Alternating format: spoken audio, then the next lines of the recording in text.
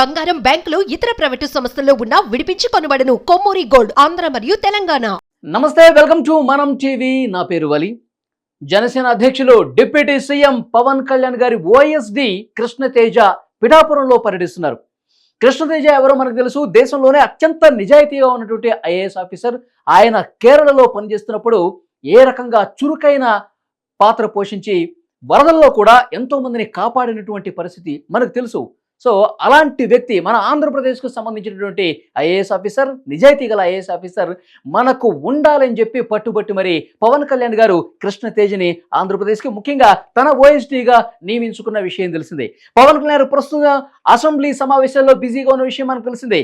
ఒకవైపు పవన్ కళ్యాణ్ గారు అసెంబ్లీలో బిజీగా ఉన్నప్పటికీ కూడా పిఠాపురం నియోజకవర్గంలో తన టీం పని చేసుకుంటూనే పోతుంది. కృష్ణతేజ గారు అండ్ టీం మొత్తం కూడా అందరూ పిఠాపురంలో ప్రతి గ్రామంలో పర్యటిస్తూ పిఠాపురంలో ఉన్న సమస్యలు తెలుసుకుంటున్నారు. నేరుగా రూట్ లెవెల్లో క్షేత్రస్థాయిలో పర్యటన చేస్తూ అన్ని వర్గాల ప్రజల సమస్యలు తెలుసుకున్న పరిస్థితి కనిపిస్తుంది. విజువల్స్ లో మీరు చాలా స్పష్టంగా చూడొచ్చు. రైతులతో మాట్లాడుతున్నారు కృష్ణతేజ, అలాగే గ్రామంలో ఉన్నటువంటి ముసలి వాళ్లతో మాట్లాడుతూ ఉన్నారు. వృద్ధులు ఏం సమస్యలు ఎదుర్కొంటున్నారు, గ్రామాల్లో ఎలాంటి ఇబ్బందులు ఉన్నాయో వాటన్నిటిని కూడా నేరుగా ప్రత్యక్షంగా చూసి కృష్ణతేజ తెలుసుకుంటున్న విజువల్స్ మనకి చాలా స్పష్టంగా కనిపిస్తున్నాయి. కృష్ణతేజ ఎప్పుడైతే చార్జ్ తీసుకున్నారో అప్పటి నుంచి కూడా తన వర్క్ ఆయన ప్రారంభించేశారు. పిఠాపురం మీద మొదటగా ఫోకస్ పెట్టి ఉన్న సమస్యలన్నింటినీ కూడా వేగంగా పరిష్కారం అయ్యే విధంగా ఆయన కృషి చేస్తున్నట్టుగా కనిపిస్తుంది. అందుకే వాళ్ళ క్షేత్రస్థాయిలో పర్యటించడానికి కారణం ఏంటంటే గత 5 సంవత్సరాల కాలంలో వైసీపీ ప్రభుత్వం చేసినటువంటి అన్ని అరాచకాలకు సంబంధించి, ఎందుకంటే గ్రామాలు పూర్తిగా చాలా క్షీణ స్థితిలోకి వెళ్ళిపోయిన సిచ్యువేషన్ ఉంది. రోడ్లు లేవు, పంచాయతీలు పూర్తిగా నాశనం చేశారు, రైతులు అనేక ఇబ్బందులు పడ్డారు, అన్ని వర్గాల ప్రజలు కూడా ఎన్నో రకాలుగా నానా ఇబ్బందులు పడ్డారు. కొంతమంది తమ భూములను కోల్పోయారు, ఎందుకంటే అలాంటి భూ కబ్జాలు దందాలు జరిగినాయి రాష్ట్ర వ్యాప్తంగా కూడా. సో వాళ్ళందరూ కూడా ఇప్పుడు కృష్ణతేజకు మొరపెట్టుకుంటున్నారు. కొన్ని గ్రామాల్లో అయితే అక్కడ స్థానికంగా ఉన్నటువంటి చోటా మోటా నేతలు కూడా కబ్జాలకు పాల్పడి ఏ రకంగా ఇబ్బందులకు గురి చేశారో అవన్నీ కూడా కృష్ణతేజ గారికి వారి సమస్యలు ఏ విధంగా చెప్పుకుంటున్నారో మనం స్క్రీన్ మీద చూడొచ్చు.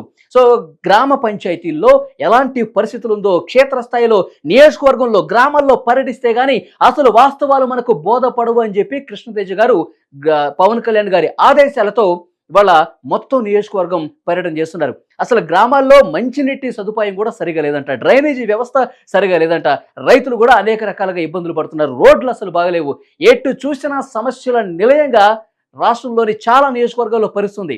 సో పవన్ కళ్యాణ్ గారు పిఠాపురం పిఠాపురంలోనే వారు ఇల్లు కూడా కట్టుకున్న విషయం తెలిసింది. సో ముందుగా పిఠాపురంలో చక్కదిద్దాల అన్ని పరిస్థితులు పిఠాపురంలో స్థానిక ప్రజల మోములో ఆనందం చూడాలన్న ఉద్దేశంతో పవన్ కళ్యాణ్ గారు ఆదేశించారు. ఇవాళ కృష్ణతేజ అన్ని గ్రామాల్లో పర్యటిస్తున్నారండి. ఒకవైపు రైతులు కాదు, అక్కడ ఉన్నటువంటి మిగతా వర్గాలు ఏవైతే ఉన్నాయో అన్ని కులాలు వర్గాలందరినీ సమస్యలు కూడా తెలుసుకుని సో వాటిని ఒక నివేదిక రూపంలో పవన్ కళ్యాణ్ గారికి అందించబోతున్నారు. సో దానికి తగ్గట్టుగా మొన్న అసెంబ్లీలో పవన్ కళ్యాణ్ గారు ఏం మాట్లాడారో మనం చూసాం. గ్రామ పంచాయతీల్లో సరిగ్గా బ్లీచింగ్ పౌడర్ జల్లటానికి కూడా నిధులు లేని పరిస్థితి. అంటే ట్రాన్సాక్షన్స్ కనిపిస్తున్నాయి, నిధులు ఉన్నమాట వాస్తవమే, కానీ దాన్ని మనం నిధులు తీసుకోలేని పరిస్థితి కల్పించారంట. గత ప్రభుత్వంలో అన్ని దారుణాలు జరిగాయి.